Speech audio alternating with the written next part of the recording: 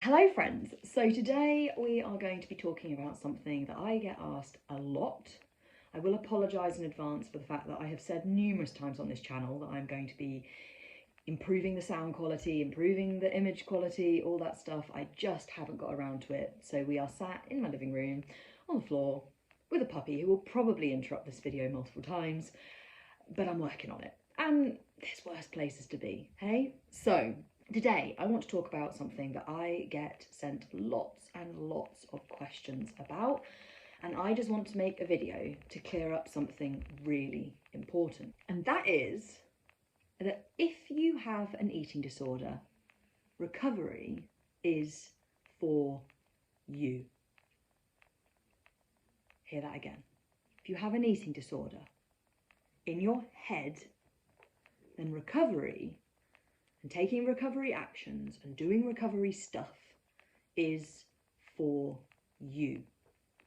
Now, the reason I am saying this is because I get a lot of questions about recovery in general, but also about getting out of quasi, about taking the abundance approach, about honouring all of your hunger, about listening to your mental hunger. I get lots and lots of questions around these things in terms of the validity of doing it when you are XYZ. Now that could be that you have been discharged from any treatment team or facility that you were previously accessing. It could be that you have gained X amount of weight, that you have restored your weight fully according to said treatment team or according to said number on scales or number on a chart. It could be that your support network in terms of family, friends aren't concerned about you anymore, or they're less concerned about you. It could be that you just don't feel anymore based on the time that you have been doing this, that you don't feel that you deserve to be doing recovery anymore, or that you don't deserve to be doing it in the way that we talk about in this space, about the need for honouring all of your hunger, about taking opposite actions to the things that your eating disorder suggests, about allowing yourself to action your unconditional permission to eat without restriction. It may well be that you don't feel that you have permission to do these things because of any number of those things, maybe some that I've suggested, maybe others. And I want you to know that that is simply not true. It is very much eating disorder bullshit and or societal messaging around eating disorders that is outdated, unhelpful, and inaccurate. If you have an eating disorder in your head, then you deserve recovery. If you have an eating disorder in your head, then recovery is for you. And all of the actions and the doing that is part of recovery, that is for you too. Very, very often I get messages along the lines, particularly a common one is, oh, but I have gained X amount of weight. I have restored all of my weight. And the first thing we have to say is, restored according to who? And then next we have to say, yeah, and recovery isn't just about gaining weight.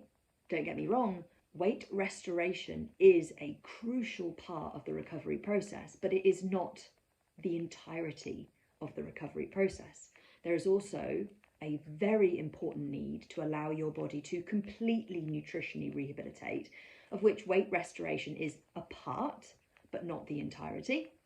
And there is also a need, very, very importantly, to neurally rewire. Now, the truth is that on your journey to eating disorder freedom, your eating disorder is going to look at every opportunity to create roadblocks and to put things in place, to make suggestions that say, oh, no, now we stop. This is it. This is the place. Oh, we can't go on further from this. That is how eating disorders work. Before you start, they say, don't start. And once you've started, they say, let's stop. And so your eating disorder is going to constantly be trying to make suggestions for why you need to drop anchor where you are. Not because it wants best for you, but because it doesn't want you to recover. And so it's super important to recognise that your eating disorder's suggestions for where the finish line of your recovery is are completely and utterly inaccurate, and they have nothing to do with the reality of where your finish line is. In fact, the very fact that your eating disorder is saying this is the finish line tells you that it's not the finish line, because if you had reached the finish line, you wouldn't have an eating disorder to tell you it's the finish line. So why I'm saying this is because, as I say, I get a lot of messages from people, and I get it. I remember being there myself with all of the varying different reasons for why it feels like you've reached the end of your eating disorder's leash.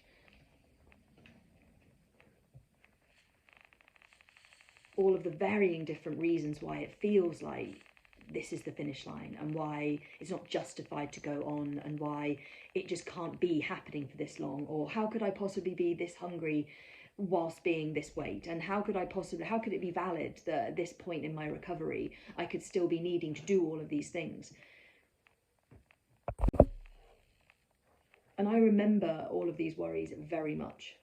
Every single person that I have spoken to, myself included, who's gone through or is going through the recovery process meets these stumbling blocks, meets these points where eating disorder says no.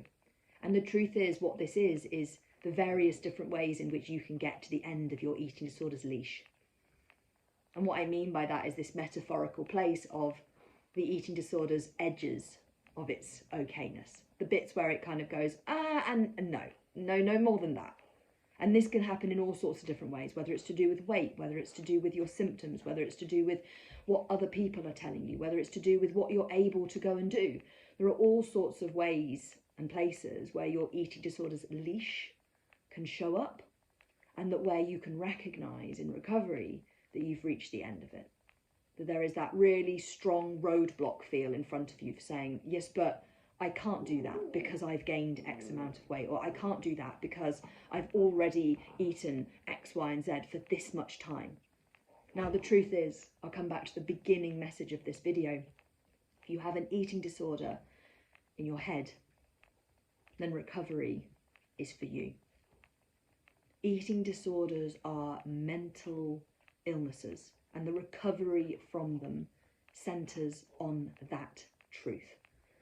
Yes, there are and can be physical manifestations of eating disorders, very real and impactful ones, and everyone's experience of that varies and differs. But the truth is, at the core of this is a mental illness. And if you listen to your eating disorder's opinion, if you listen to those roadblocks, if you listen to those leashes, you will never be able to be free. Now, I do just want to take a moment, though, to validate those feelings in the context of the way in which eating disorders are handled and approached by the vast majority of professionals and treatment teams. They are handled and treated as weight disorders. And this is inherently wrong. It's like they give lip service to the fact that it's a mental illness, but then everything else is dominated by a weight-centric approach. And it is just so toxic, and it's so unhelpful, and it's so mal and misaligned with the true recovery process and being able to get people to a place where they are mentally free. Now, I understand that services, especially here in the UK with the NHS, services are chronically underfunded and stretched beyond any means. And I get that that has a big impact on things, but it doesn't excuse the fact that on every level, in most cases of care access, there is a weight-centric approach to eating disorders. They are said to be mental illnesses, but then treated as physical ones. And I just think that that really doesn't help in terms of you as someone who is in recovery. If you've ever come across that, or if you've ever witnessed that, or you've ever been at the receiving end of that, it really helps to reinforce the eating disorders roadblocks, and it really adds extra resistance to grounding yourself in the truth and the reality of recovery. And the thing that deep down your core self is probably very well aware of, that if you stop where you are and you listen to those suggestions that, no, we can't continue to do this now because of X, Y, Z, that you won't get to a place where you are free. So I want you to be kind to yourself about where external messaging, comments from family members, societal understanding of eating disorders, treatment team approaches, where those may have reinforced and supported the eating disorders suggestions and roadblocks. And I want you to ground yourself in the truth that if you have an eating disorder in your head, then recovery is for you. And not just a pick and choose recovery, not just the bits of recovery that the eating disorder is more okay with. No, everything about recovery is for you if you have an eating disorder. And in very specific context of where I talk about the abundance approach, I want you to know that a huge aspect of that abundance approach is centered around the neural rewiring aspects of recovery. I am going to, over the next few months, do videos that break down that actioning of abundance into the different parts, and I'm going to talk about how they address both the nutritional rehabilitation and the neural rewiring. But what you will notice is that a huge amount of that process is centered on the neural rewiring aspect of recovery. The work that has to happen to mean that your brain is free of those habitual, wired-in eating disorder neural networks. And that is why, regardless of how long you have been in recovery for, regardless of what weight you have already gained, regardless of how much eating you may already have done, that is why actioning abundance is absolutely still a very useful and effective and powerful way in which you can accelerate your recovery by addressing the neural rewiring component of it, which is, as I say, so crucial to being mentally free from your eating disorder. So, to summarize, if you have an eating disorder in your head, then recovery is for you. You deserve recovery, and the recovery process, all of what it entails, is for you here, now, today. And in specific contents to the actioning of abundance, that is included in this truth. Actioning abundance is not just about weight restoration. Actioning abundance is about weight restoration, full nutritional rehabilitation, and very, very, very importantly, neural rewiring. So I encourage you to go away from this video right now, to get curious about where you may be reaching the end or at the end of your eating disorders leash, to identify where its roadblocks and suggestions are showing up, and to then very purposefully and very proactively act in direct opposition of those things, to snap the leash, to blast through those roadblocks, and to do the opposite of what those suggestions from your eating disorder imply. This is not just a talking space and a thinking space. This is a doing space. So, as I say many, many times, go do.